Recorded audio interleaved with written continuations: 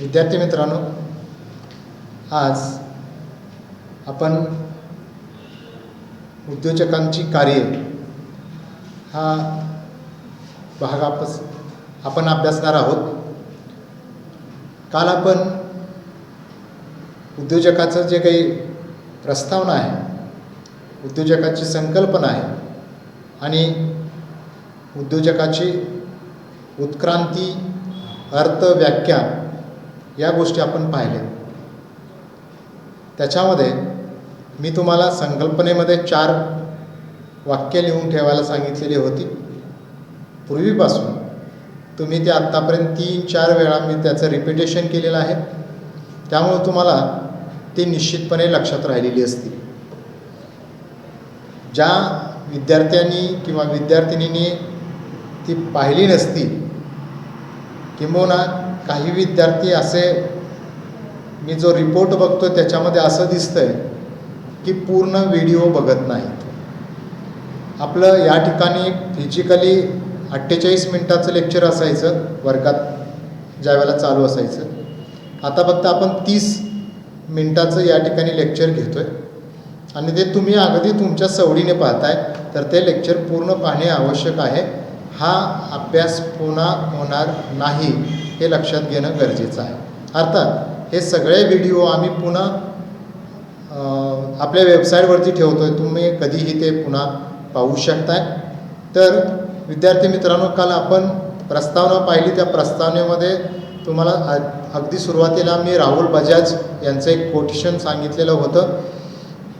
त्यानंतर प्रस्तावनेमध्ये काही आर्थिक परिवर्तनाचे दूत वगैरे, आर्थिक विकासाचं साधन, हे सर्व सांगितलेलं होतं. त्यानंतर उत्क्रांती संकल्पना सांगितलेली होती. त्या संकल्पनेमध्ये आपल्याला 4 वाक्य सांगितलेली होती.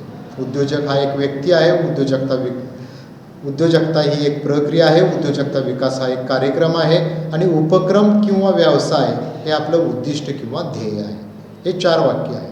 त्यानंतर आपण उत्क्रांती पाहिली 16व्या शतकामध्ये रिचर्ड कॉन्टिनन नावाच्या व्यक्तीनं या ठिकाणी ही संकल्पना फ्रेंच भाषेमध्ये उदयास आणलेली आहे, सर्वप्रथम मांडलेली आहे. त्यानंतर आपण 16व्या शतकामध्ये कशा पद्धतीनं उद्योजक संकल्पनेमध्ये भर पडली, 17व्या शतकामध्ये, 18व्या शतकामध्ये, 19व्या, 20व्या, अगदी 21व्या शतकामध्ये सुद्धा आज इंटरनेटवरून व्यवसाय करतात. इथंपर्यंत आपण त्या उद्योजकतेच्या संकल्पनेमध्ये कशा पद्धतीनं भर पडली ते आपण चार्टच्या माध्यमातून विद्यार्थी मित्रांनो समजावून घेतलेलं आहे. त्यानंतर आपण 3 व्याख्या लक्षात घेतल्या. त्याच्यातली तुम्हाला माहिती आहे की तुम्ही पीटर ड्रक्करची व्याख्या आठवू शकताय, लक्षात येते तुमच्या अतिशय महत्त्वाची व्याख्या. आणि मी असं म्हटलं होतं की आणखी 100 वर्षांनी जरी ती व्याख्या वाचली किंवा शिकवली गेली तरी त्या व्याख्येमध्ये नाविन्य असणारच आहे, जुनी असणार नाही ती. कारण काय म्हणतात ते, उद्योजक हा नेहमी बदलाचा शोध घेतात, त्याला प्रतिसाद देतात आणि काय करतात, त्याची संधी साधतात. लक्षात घ्या. म्हणजे या ठिकाणी तिन्ही गोष्टी या साध्य होतात आणि हे कधीही, हे नेहमी तसंच राहणार आहे. म्हणून ती व्याख्या खूप आहे. आणि आम्ही एक व्याख्या तयार केलेली होती की जे जोखीम मोजून मापून वगैरे. तर ह्या सगळ्या तुम्ही व्याख्या लक्षात घेतल्या असतील. त्यानंतर आज आपण आपल्या पुढच्या अभ्यासाकडे जाऊया. आज आपण उद्योजकाची कार्य अभ्यासतो. आता सुरुवातीला सगळ्यात महत्त्वाचं लक्षात घ्यायला पाहिजे विद्यार्थी मित्रांनो, मी तुम्हाला हा विषय का अभ्यासक्रमात घातला हे वारंवार याची आठवण तुम्हाला करून देणार आहे. कारण त्याचा भाग असा आहे की जसं तुम्ही 12वीपर्यंत बेसिक शिक्षण शिकला, 12वी नंतर आता तुम्ही तुमच्या करिअरचं शिक्षण घेताय. तुम्हाला तुमच्या भविष्यामध्ये जे करिअर तुम्हाला घडवायचं आहे, या स्वतंत्र भारताचं तुम्ही ज्यावेळेला स्वतंत्र नागरिक म्हणून जगणार आहात, त्यावेळेला ते जीवन कशा पद्धतीनं जगणार आहे, त्याच्यामध्ये तुम्ही जर उद्योजक झाला तर ते आमच्या देशाच्या दृष्टीनं, आपल्या देशाच्या दृष्टीनं एक अतिशय सन्माननीय गोष्ट असणार आहे. म्हणून तुम्ही उद्योजक बनावेत म्हणून हा विषय अभ्यासाला आहे. आणि उद्योजक का बनायचं आहे हे आपण हा विषय संपेपर्यंत 1 वर्षभर तुमच्या पाठीमागे मी हा तगादा लावणार आहे. तर सगळ्यात महत्त्वाचं उद्योजकाचं पहिलं कार्य काय आहे, तर उपक्रम किंवा उद्योग व्यवसायाची निर्मिती करणं, तो टिकवणं आणि त्याचा वाढ विस्तार करणं अत्यंत महत्त्वाचं कार्य. कोणताही उद्योजक उद्योग व्यवसाय उपक्रम व्यापार धंदा त्याला अर्थार्जनासाठी जे काही तो करणार आहे स्वतः ते निर्माण करायचं आहे, ते वाढवायचं आहे, त्याचा विस्तार करायचा आहे आणि ते कायमस्वरूपी टिकवायचं आहे आणि ते पिढ्यानपिढ्या टिकलं पाहिजे. मग आत्ता ज्याच्या घरी ऑलरेडी ज्यांच्या वडिलांचा आईवडिलांचा उद्योग व्यवसाय व्यापारधंदा आहे, तुम्ही जर त्याच्यामध्ये उतरणार असाल तर नाविन्य घेऊन उतरायला पाहिजे. म्हणून उद्योजकाची कार्य आपण अभ्यासायची. त्यानंतर उद्योजकाची कल्पना प्रत्यक्षात तिथं थोडंसं चुकलेलं आहे, प्रत्यक्षात उतरवण्यासाठी अनेक कार्य पार पाडावी लागतात. ती कोणती कार्य पार पाडायची तर आपण ह्याच्यामध्ये या टॉपिकमध्ये शिकणार आहोत. आणि ह्याच्यामध्ये कशा पद्धतीनं त्याचा सिक्वेन्स असणार आहे, तर कल्पनांचे रूपांतर संधीत करण्याचे कार्य. म्हणजे माझ्या डोक्यामध्ये अनेक कल्पना येतात, पण त्यातली एक कल्पना आहे की जी मला पुढं भविष्यामध्ये माझी सुवर्ण संधी असणार आहे आणि ती सुवर्ण संधी मला उद्योजक घडवणार आहे. अशी सुयोग्य संधी निवडायची. मी तुम्हाला संधीच्या संदर्भात फार छान एक उदाहरण आज विद्यार्थी मित्रांनो सांगणार आहे. त्यानंतर जोखीम स्वीकारणे, यशस्वी व्यवसाय उभा करणे ही उद्योजकाची कार्य आहेत. हे प्रस्तावनेमध्ये तुम्हाला लक्षात ठेवायला पाहिजे आणि तुम्ही हे ऐकत वही आणि पेनने हे लिहून सुद्धा घेत असाल. उद्योजक हा व्यवसायाचा मालक असतो, व्यवसायाचा चालक असतो, संचालक असतो, प्रशासक असतो, व्यवस्थापक असतो, नियंत्रक असतो, एव्हरीथिंग असतो. जो काही व्यवसाय आहे त्या सगळ्याला तो जबाबदार असतो, त्या सगळ्याचे त्याला अधिकार आहेत किंवा त्याचंच सगळं आहे ते. त्यामुळं त्याचंच सगळं असल्यामुळं अगदी सुरुवातीपासून शेवटपर्यंत जे काही करायचं असतं ते सर्व कार्य त्याला करावं लागतं. त्यानंतर आता आपण उद्योजकाची एक कार्य पाहू. त्याच्यामध्ये उद्योजकाची 10 कार्य या ठिकाणी मांडलेली आहेत. त्यातलं पहिलं कार्य आहे नवनिर्मिती. आपण नवनिर्मितीच्या संदर्भात जोसेफ शुम्पीटर नावाच्या व्यक्तीचा अगदी डिटेलमध्ये सिद्धांत पाहणार आहोत. उद्योजकाचं कार्य आहे जुना पुराणा व्यवसाय आहे तसा पुढं चालू ठेवायचा नाही.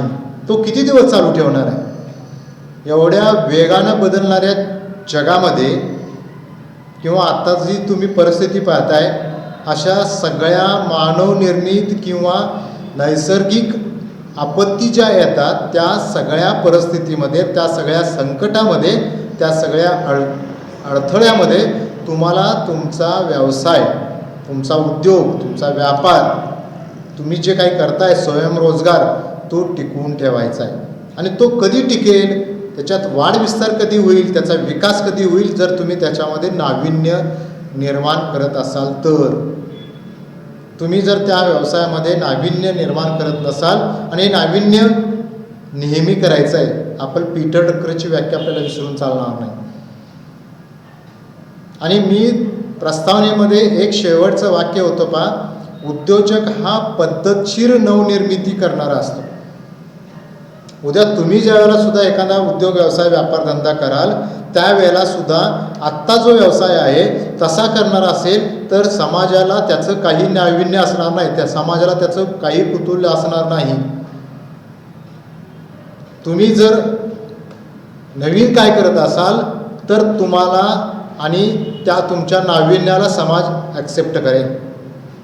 बघा आज कोरोनाची परिस्थिती आहे, महामारी आहे. आपल्याकडे 45 ते 50 हजारच्या दरम्यान लोक बळी पडलेत. अगदी डॉक्टर पडलेत, बाकीचे डॉक्टर तर गेलेलेच आहेत, बाकीचे अनेक लोक त्याच्यामध्ये गेलेले आहेत, सगळ्या वयोगटातील गेलेले आहेत. जगभर तर मोठा आकडा आहे. मग या परिस्थितीमध्ये नाविन्य काय निर्माण करायचं आहे तर त्याचं व्हॅक्सिन तयार करायचं आहे. उद्या पुढे जाऊन त्याच्या टॅबलेट्स तयार करायचे आहे. म्हणजे त्याच्या पुढे जाऊन उद्या भविष्यात असा कोणताही विषाणू आला तर तो मानवी आरोग्याला घातक ठरणार नाही अशा स्वरूपाचं तुम्हाला काहीतरी करायला पाहिजे. तुम्ही नका करू. जर तुम्हाला हे संशोधन जमत नसेल, तुम्हाला की सर आम्ही काही मेडिकल MBBS शिकलो आहे का काय याच्यात नाही. जर एखादा संशोधक संशोधन करत असेल तर ते संशोधन खरेदी करा आणि त्याच्या आधारे तुम्ही त्याच्या वस्तू आणि सेवा तयार करा, त्याच्या औषधं तयार करा, त्याच्या टॅब्लेट्स तयार करा. हे करू शकता तुम्ही. कारण संशोधक कधी व्यापार करत नाही, संशोधक कधी उत्पादन करत नाही. त्याने संशोधन केलेलं तो त्या जो कोण व्यापारी असतो, जो उत्पादक असतो त्याला ते सुपूर्त करतो. अर्थात त्याच्यासाठी तो पैसे घेतो, मोजतो. किंवा अशा मोठमोठ्या मल्टीनॅशनल कंपन्या अशा शास्त्रज्ञांना आपल्याकडं सर्व्हिससाठी ठेवतात. अगदी तुमच्या भाषेत कामाला ठेवतात असं म्हटलं तरी चालेल. म्हणजे नवनिर्मिती हे उद्योजकाचं अतिशय महत्त्वाचं कार्य आहे. त्यानंतर विद्यार्थी मित्रांनो, दुसरं जे कार्य आहे संधी शोधणे, हे अतिशय महत्त्वाचं आहे. आणि मी एक तुम्हाला याच्या संदर्भात उदाहरण सांगणार आहे. पण उदाहरण लक्षात घेण्यापूर्वी तुम्ही हे समजावून घ्यायला पाहिजे की हे 21सावं शतक आहे, हे संधीचं आहे. संधीचा तुटवडा नाही आहे. 21व्या शतकामध्ये अफाट संधी उपलब्ध आहे. मी तुम्हाला नेहमी म्हणतोय की माणसाच्या मनामध्ये दररोज 60,000पेक्षा जास्त विचार येतात. त्या विचारांचं कल्पनेत रूपांतर होतं आणि त्या कल्पनेचं रूपांतर संधीमध्ये होतं. आणि उद्योजक हा असा एक व्यक्ती असतो की त्या संधीचं सोनं करतो. सध्या संधी आपल्या समोर दरवाजा उघडून उभे आहेत. गरज आहे आपलं डोकं, आपलं डोळे उडे ठेवून ते संधी पकडण्याची. यशस्वी माणसे संधीची वाट बघत नाहीत, तर ते नवनवीन संधी निर्माण करीत असतात. संधीचं सोनं करण्यात ते लोक तरबेज असतात.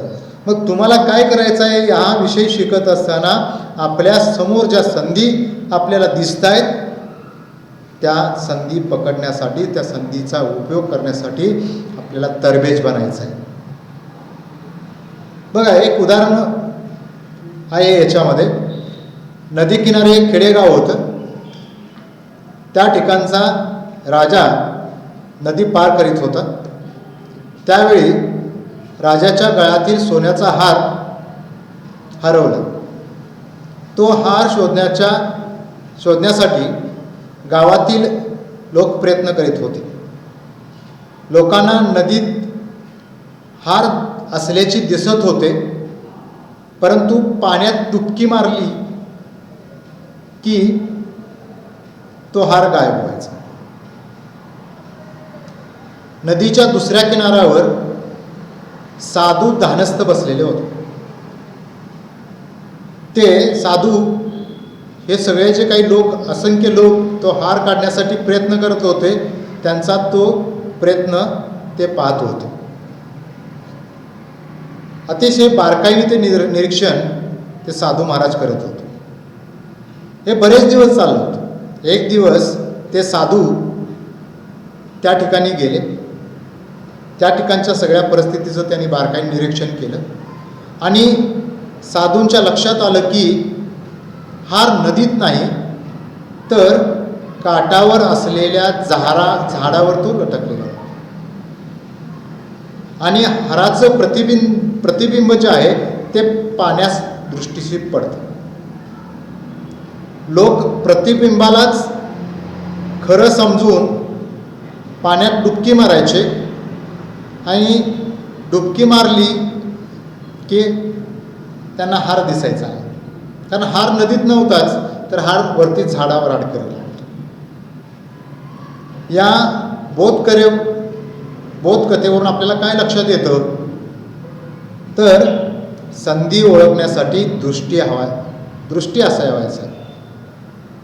बहुतेक वेळा त्या संधीचे फायदा आपल्याला मिळवता येत नाही, घेता येत नाही. संधी जी असते ना विद्यार्थी मित्रांनो, ती प्रेयसीसारखी असते. प्रेयसी सारखी मन प्रेयसी जी असते ना तिच्या आपल्याला सारखी मनधरणी करावी लागते. तशीच मनधरणी या संधीची देखील करावी लागते. महिला लिपस्टिक वापरतात. लिपस्टिक जर आयुर्वेदिक पद्धतीने तयार केली तर नो साईड इफेक्ट्स. एका भारतीय शूज कंपनीने दक्षिण आफ्रिकेमध्ये जो मागास भाग आहे त्या मागास भागामध्ये बाजारपेठ मिळते का हे पाहण्यासाठी एक प्रतिनिधी तिकडे पाठवला. त्या प्रतिनिधीने त्या ठिकाणी पाहणी केली आणि निष्कर्ष काढला की तेथील लोकांना शूज घालण्याची सवय नसल्यामुळे त्या ठिकाणी बाजारपेठ मिळणे अशक्य आहे. कंपनीला हे फारसे पटले नाही. त्यांनी दुसरा प्रतिनिधी तुमच्यासारखा हुशार पाठवला. त्यानं त्या ठिकाणी जाऊन साधू महाराजांना जसं निरीक्षण केलेलं होतं तसं तुम्ही साधू महाराजांनो तर दुसरा प्रतिनिधी जो होता त्यानं निरीक्षण केलं आणि त्यानं असा निष्कर्ष काढला की दक्षिण आफ्रिकेमध्ये शूजला बाजारपेठ मिळवण्यासाठी सुवर्णसंधी आहे. कारण तेथील लोकांना पायात शूज घालण्याची सवय नसल्यामुळे त्यांच्या पायांना इजा पडत होतात, भेगा पडतात. त्या भेगा पडण्याचं, इजा होण्याचं प्रमाण जास्त आहे. त्यामुळं जनजागृती केली तर कंपनीचे शूज मोठ्या प्रमाणावरती खपतील. आता यावरून आपल्याला काय लक्षात येतं आहे, पहिला जो प्रतिनिधी गेलेला होता त्याचा दृष्टिकोन नकारात्मक होता, पण दुसरा जो तुमच्यासारखा गेलेला होता तो सकारात्मक दृष्टिकोनाचा होता आणि त्याला त्याच्यामध्ये संधी दिसली. विद्यार्थी मित्रांनो, विद्यार्थिनींनो, संकटाला संधी मानली पाहिजे.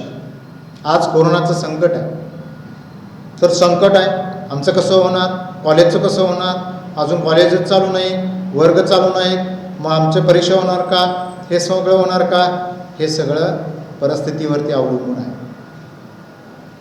तुमच्या आणि माझ्या हातात काहीच नाही, पण येणारं संकट आहे ते तुमच्या आणि माझ्या हातामध्ये एवढंच आहे की त्या संकटावर सुद्धा मात करून आम्ही यशस्वी होऊ. यासाठी आपल्याला आपल्या सवयी बदलाव्या लागतील. आपला बदल आपल्याला स्वीकारावा लागेल. या संकटामध्येच नवीन संधी आपल्याला शोधावी लागेल, तिचा शोध घ्यायला हवा. बहुतेक शोधाची जननी ही समस्याच असते. संशोधक अशा समस्या सोडवण्यासाठी त्यावर उपाय म्हणून अनेक संशोधन करीत असतात.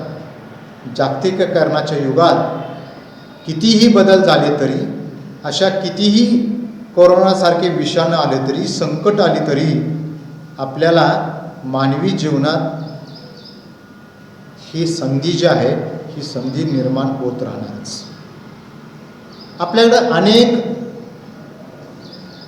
ठिकाणी अनेक हे बाबतीमध्ये आपल्याला संधी शोधायची आहे. आता एक छोटंसं तुम्हाला एक दोन उदाहरण मी या संदर्भात सांगितली. आपल्याला हा जो मुद्दा आहे नवनिर्मितीचा, संधीचा किंवा पुढचं जे जोखीम स्वीकृती आहे, निर्णय, हे सातत्यानं आपल्याला पुढच्या सगळ्या आपल्याला टॉपिकमध्ये, सब टॉपिकमध्ये येणार आहेत. आपण त्यावेळेला अजून याच्यामध्ये डिटेल पाहत जाणार आहोत. आपण तिसऱ्या मुद्द्याकडे जाऊया की जी जोखीम स्वीकृती आहे. मी तुम्हाला कालही म्हटलेलं होतं विद्यार्थी मित्रांनो की जी जोखीम असते, जो धोका असतो, ज्याला रिस्क आपण म्हणतो, ती दोन प्रकारची असते. एक आहे ती ब्लाइंड रिस्क आणि दुसरी आहे ती कॅल्क्युलेटेड रिस्क. यातली पहिली जी आहे ब्लाइंड रिस्क, ती आपल्याला घ्यायची नाही आहे.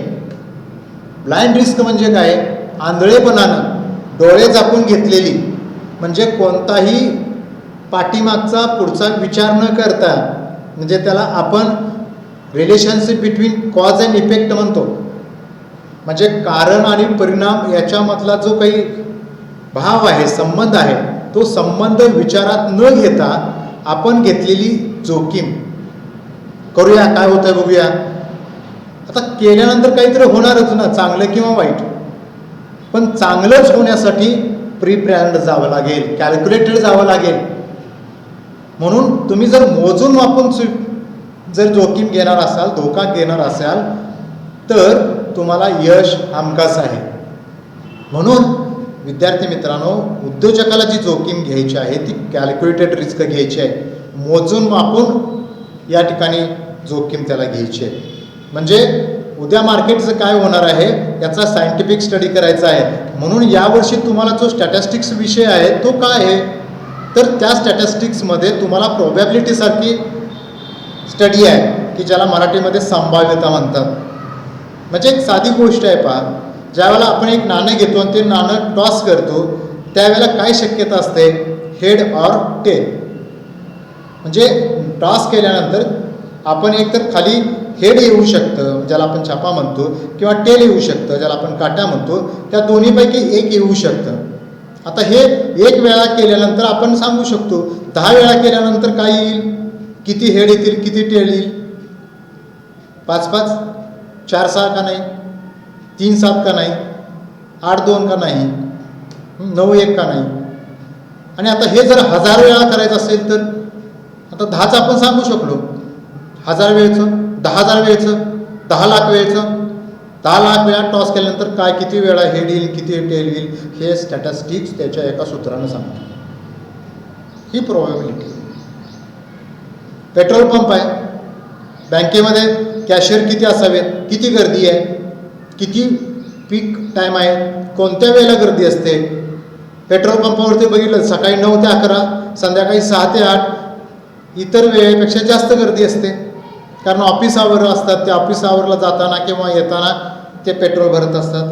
बँकेमध्ये बँक चालू होते आणि बँक बंद होताना जास्त गर्दी असते. मग आपण म्हणतो बँकेत एवढ्या बँकेला कळत नाही का, एवढी गर्दी असते.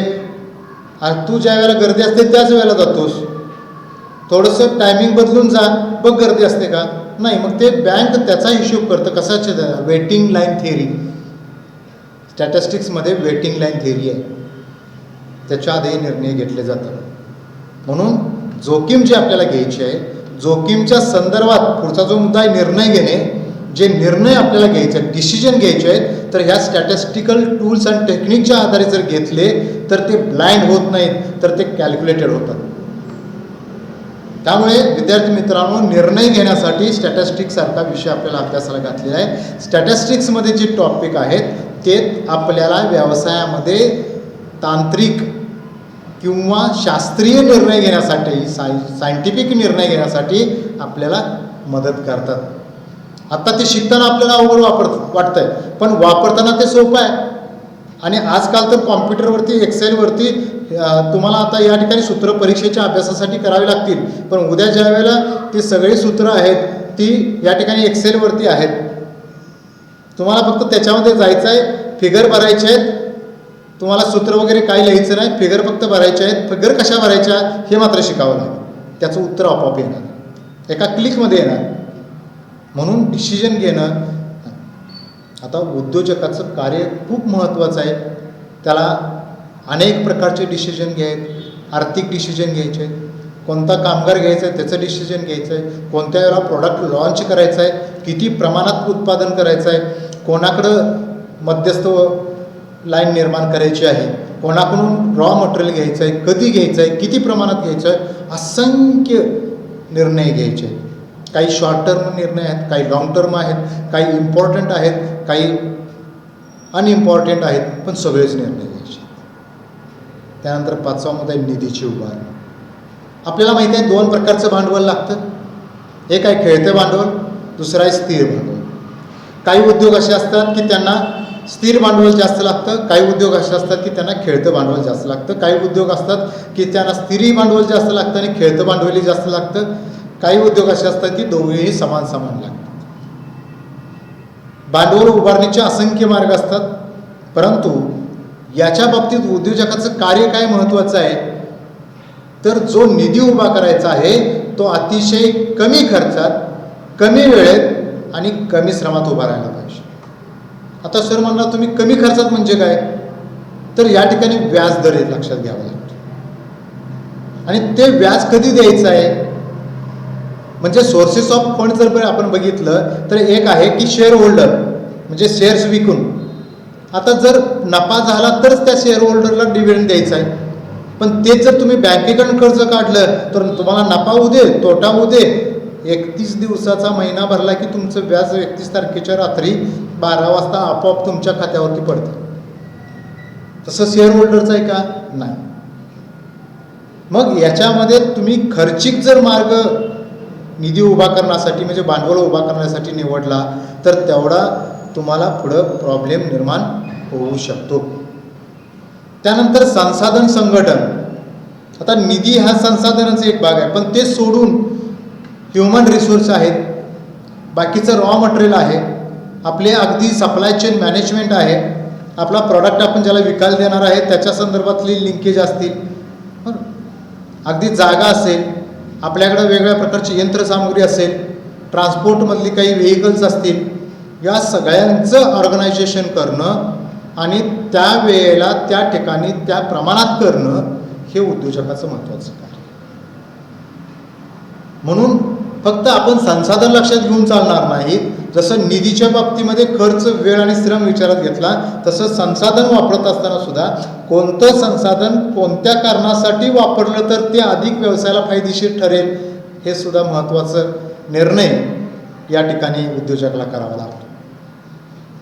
विद्यार्थी मित्रांनो, संसाधन फक्त या ठिकाणी एकत्रित आपल्याला करून चालणार नाहीत, तर ती अतिशय चांगल्या पद्धतीनं कशी युटिलाइज करता येतील आणि त्याच्यापासून मिळणारं आपल्याला आउटपुट कसं जादा मिळेल हे उद्योजकांना पाहणं महत्त्वाचं. अन्यथा ही यादी आहे ना, ही सामान्य आहे. म्हणून आपण उद्योजकांना काय करायचं, हे काय करायचं, याच्यामध्ये कसला निर्णय घ्यायचा आहे, कसली निधी उभा करायचा असं म्हणून नाही चालणार. जो ह्या सगळ्या गोष्टी वेगळ्या पद्धतीनं करेल, इनिशिएटिव्ह घेऊन करेल, तो यशस्वी उद्योजक होईल. उद्योजक सगळे होतील, पण त्या उद्योजकाच्या शब्दाच्या पाठीमागं यशस्वी शब्द कधी लागेल तर ह्या सगळ्या गोष्टी म्हणजे हे कार्य जो अतिशय पॉवरफुलपणे चांगल्या पद्धतीनं करेल त्याच्या उद्योजकाच्या मागं यशस्वी शब्द लागेल. म्हणून त्याला चांगलं नेतृत्व करता आलं पाहिजे. आता नेतृत्वाबद्दल मी या ठिकाणी फारसं बोलत नाही, कारण आपण जे काही यशस्वी उद्योजकाचे गुण बघणार आहे त्याच्यामध्ये मी तुम्हाला नेतृत्वाच्या बद्दलचे जे गुण आहेत त्याबद्दल डिटेलमध्ये बोलू. आणि नेतृत्वाचा जो भाग आहे आपण फर्स्ट इयरला सुद्धा आपण मॅनेजमेंटमध्ये शिकलो आहे. आणि 8वा जो कार्याचा मुद्दा महत्त्वाचा आहे तो जनसंपर्क, पब्लिक रिलेशन. 21व्या शतकाची सगळ्यात मोठी काही गरज असेल तर जनसंपर्क. म्हणून आता मल्टीनॅशनल कंपन्या, मोठ्या बहुराष्ट्रीय कंपन्या सुद्धा जनसंपर्कासाठी स्वतंत्र यंत्रणा, स्वतंत्र व्यवस्था निर्माण करायला लागलेत. उद्या उद्योजक म्हणून सुद्धा तुम्हाला अशा प्रकारचा जनसंपर्क ठेवावा लागेल. हा शब्द समजावून घ्यायला पाहिजे. जनसंपर्क म्हणजे ज्याचा काही तुमच्याशी संबंध नाही, ज्याचा काही तुम्हाला फायदा होणार नाही, ज्याचा काही उपयोग नाही, त्याच्याबरोबर त्याला वाढदिवसाच्या शुभेच्छा दे, त्याला गुड मॉर्निंग आणि गुड नाईट म्हण, हे नव्हे जनसंपर्क. जनसंपर्क म्हणजे तुमच्या उद्योग व्यवसाय व्यापार करण्यासाठी तुम्हाला जो व्यक्ती फायदेशीर ठरेल त्याच्याशी तुम्ही कनेक्ट असणं. तुमचं असं पब्लिक नेटवर्क असायला हवं की तुम्ही एखाद्या ठिकाणी नाही गेला त्यांनी तुमचं काम तिथे गेलं तर तुमच्या नुसत्या जनसंपर्काच्या आधारावर ते काम पूर्ण व्हायला पाहिजे. एवढं तुमचं त्या ठिकाणी जनसंपर्काचं नेटवर्क पाहिजे. आणि सगळ्यात आणि सर्वात महत्त्वाचा मुद्दा म्हणजे रोजगार निर्मिती. तुम्ही ज्यावेळेला उद्योजक होणार आहात त्यावेळेला तुम्ही तुमचा स्वतःचा रोजगार तुम्ही स्वतः निर्माण करणारच आहात. त्याचबरोबर दुसऱ्या असंख्य लोकांना तुम्ही रोजगार पुरवणार आहात.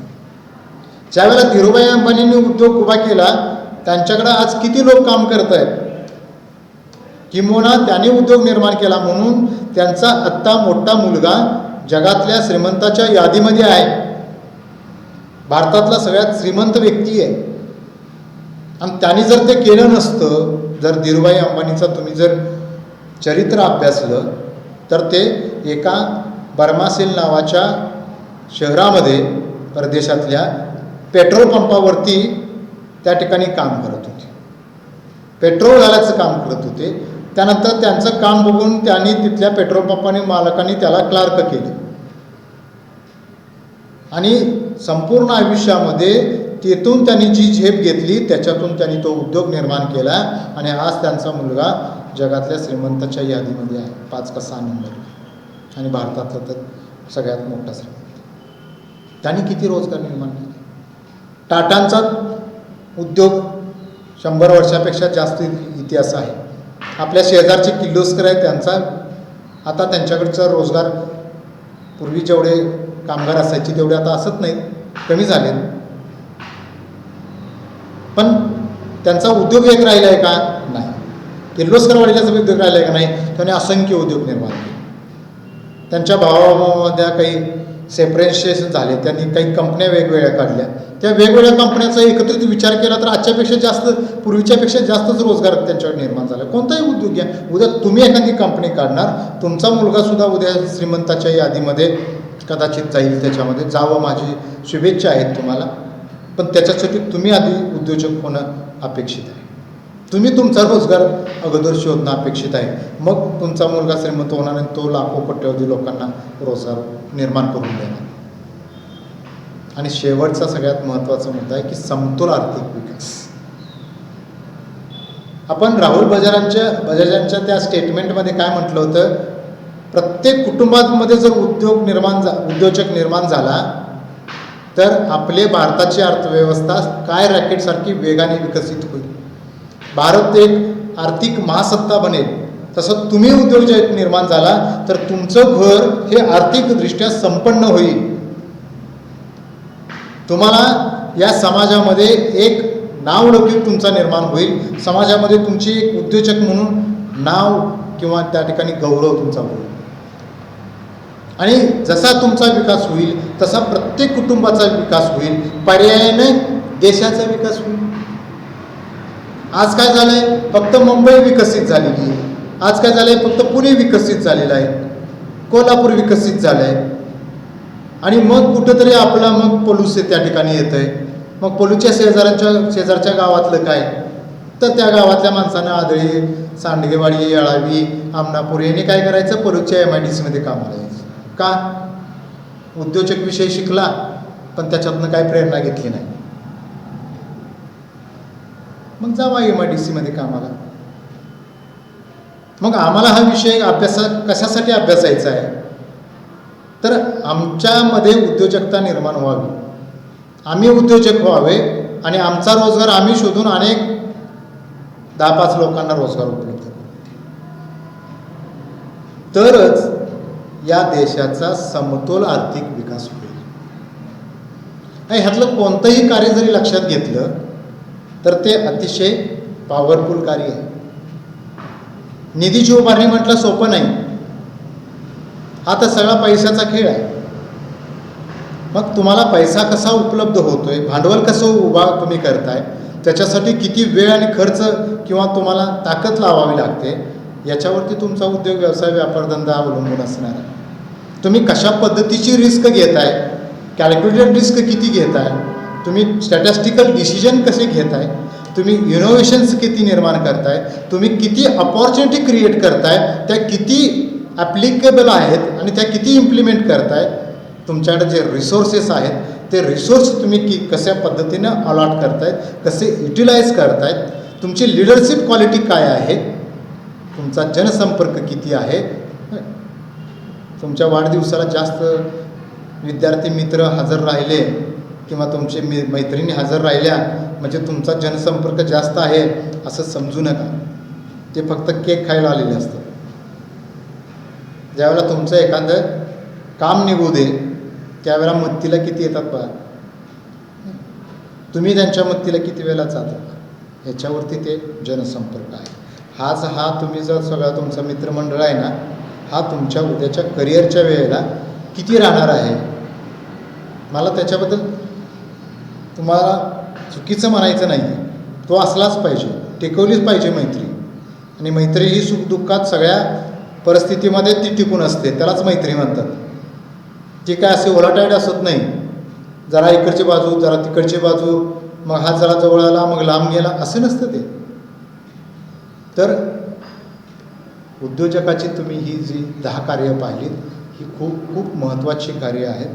हे एवढं सगळं ऐकल्यानंतर तुम्ही प्रत्येक मुद्द्याचं चांगल्या पद्धतीने विश्लेषण लक्षात घेतलेलं असेल आणि मग आपण या ठिकाणी हा आजचा जो तास आहे या ठिकाणी थांबवतो आहे. मी तुम्हाला पुन्हा एकदा सांगतो आहे की दररोज जे आपल्याला फीडबॅक फॉर्म उपलब्ध होत आहेत ते फीडबॅक फॉर्म भरावेत. तर काही लेक्चर्स पुढं मागं होत आहेत. मला वाटतं आहे की आता ती होणार नाहीत, रेग्युलर होतील. तुम्ही पूर्ण व्हिडिओ पाहणं आवश्यक आहे. मी पुन्हा एकदा तुम्हाला आठवण करून देतो, ज्यावेळेला टेलिग्रामवरती तुम्हाला याची लिंक येते त्यावेळेला व्हिडिओवरती क्लिक न करता त्या लिंकवरती क्लिक करायचं, म्हणजे तुम्हाला डायरेक्ट पाहता येतं, ते यूट्यूबला जातं. आणि आता तुम्ही व्हिडिओ जर क्लिक केलं तर तो सगळा व्हिडिओ अपलोड होतो आणि मग तुमचा त्याच्यामध्ये डेटा खूप वेस्ट होतो. तर तुम्ही ह्या थोड्याशा सवयी लावून घेतल्या पाहिजेत.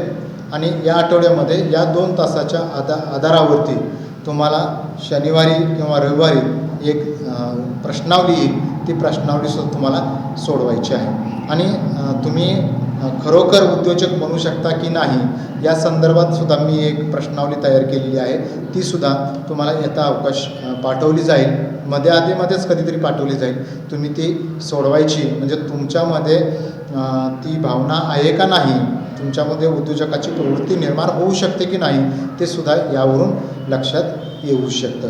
तर विद्यार्थी मित्रांनो, तुम्ही माझं हे लेक्चर पूर्णपणे मनापासून ऐकून घेतलं आणि त्याच्या नोट्ससुद्धा नोट डाऊन करून घेतल्या, म्हणून तुमचे खूप खूप आभार. आणि तुम्ही उद्योजक बनावेत अशी खूप खूप शुभेच्छा.